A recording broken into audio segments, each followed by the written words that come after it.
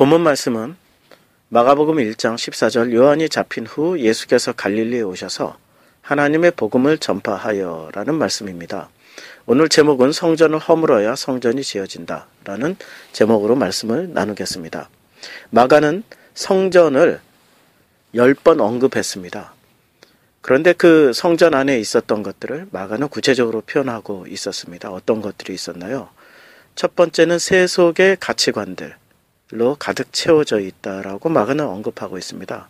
마가복음 11장 15절에 의하면은 그들이 예루살렘에 들어가니라 예수께서 성전에 들어가서 성전 안에서 매매하는 자들을 내쫓으시며 돈 바꾸는 자들의 상과 비둘기 파는 자들의 의자를 둘러엎으시며 라고 말씀하고 있습니다. 마가복음 11장 16절은 이 장면을 보고 이렇게 묘사하고 있습니다. 아무나 물건을 가지고 성전 안으로 지나다님을 허락지 아니한다라고 그랬습니다.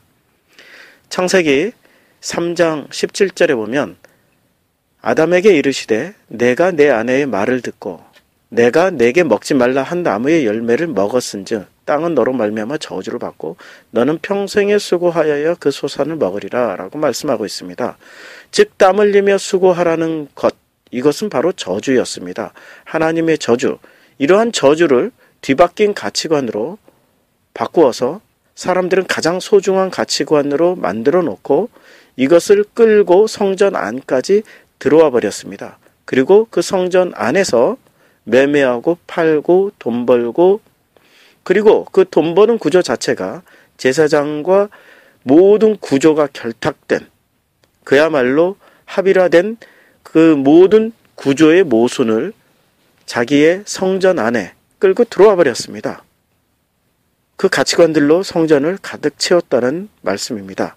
그래서 11장 16절에는 아무나 물건을 가지고 성전 안으로 지나다니심을 허락지 아니하시고 채찍으로 노끈으로 채찍을 만들어서 다 둘러엎으시고 쫓아버리셨습니다. 고린도후서 6장 16절에 이렇게 말씀하고 있습니다. 하나님의 성전과 우상이 어찌 일치가 되리요? 즉 하나님의 성전 안에 자신들의 가치관으로 가득 채워 넣은 사건을 하나님의 성전과 우상이 어찌 일치가 될 수 있냐라고 주님은 말씀하고 있습니다. 두 번째, 이 성전 안에 들어와 있는 것들은 어떤 것들이 들어와 있습니까? 종교화된 가식들, 굳어버린 율법, 그리고 사람들을 잘못 인도하던 거짓 선생들로 가득 채워져 있었습니다. 마가복음 11장 27절에는 이렇게 말씀하고 있습니다.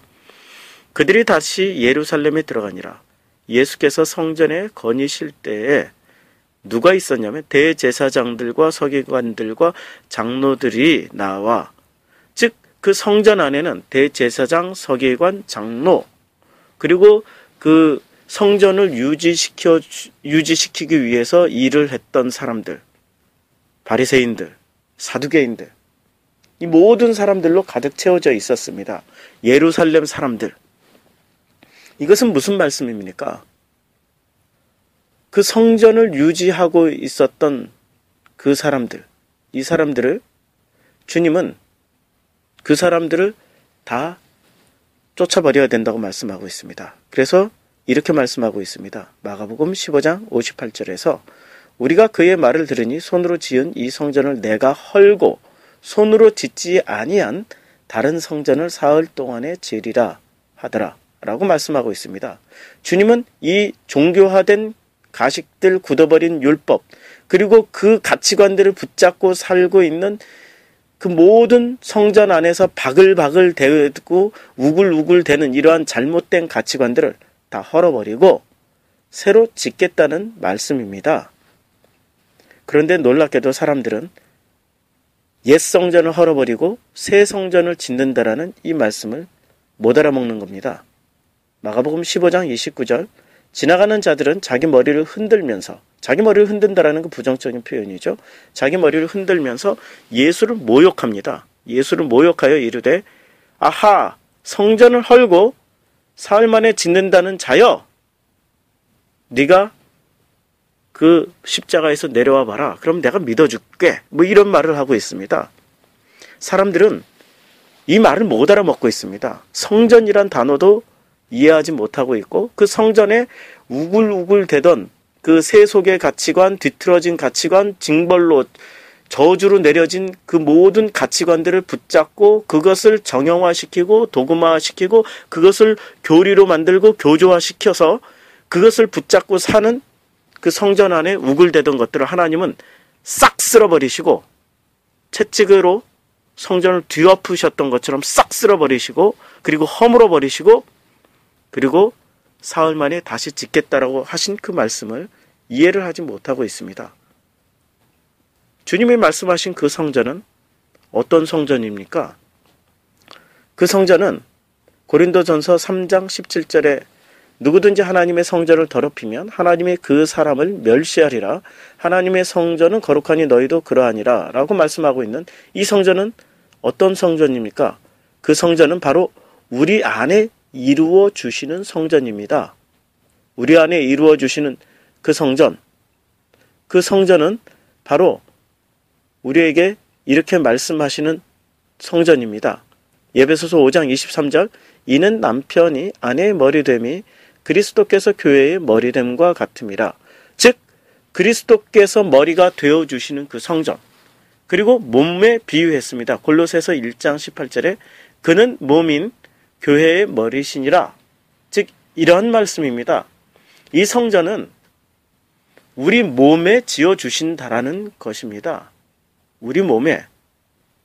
그래서 그 성전은 우리 안에 이루어 주시는 성전이기 때문에 고린도전서 3장 16절에 너희는 너희가 하나님의 성전인 것과, 그리고 그 성전이, 성전 안에 하나님의 성령이 너희 안에 계시는 것을 알아라 라고 말씀하고 있습니다. 즉 눈에 보이는 성전은, 옛 성전은 헐어버리고, 왜 헐어버리십니까? 그 옛 성전은 잘못된 가치관들로 가득 채운 성전이었고, 그리고 정형화되고 도구화되고 우상화돼 버린 어떤 종교들, 종교적 행태들, 잘 딱딱하게 굳어버린 이 율법들로 가득 채워진 이 성전은 주님이 헐어버리시고, 그리고 새 성전을 우리 마음에 지어주신다라는 말씀입니다. 즉 우리 안에 성전을 하나님이 다시 지어주신다라는 말씀입니다. 이런 말씀입니다.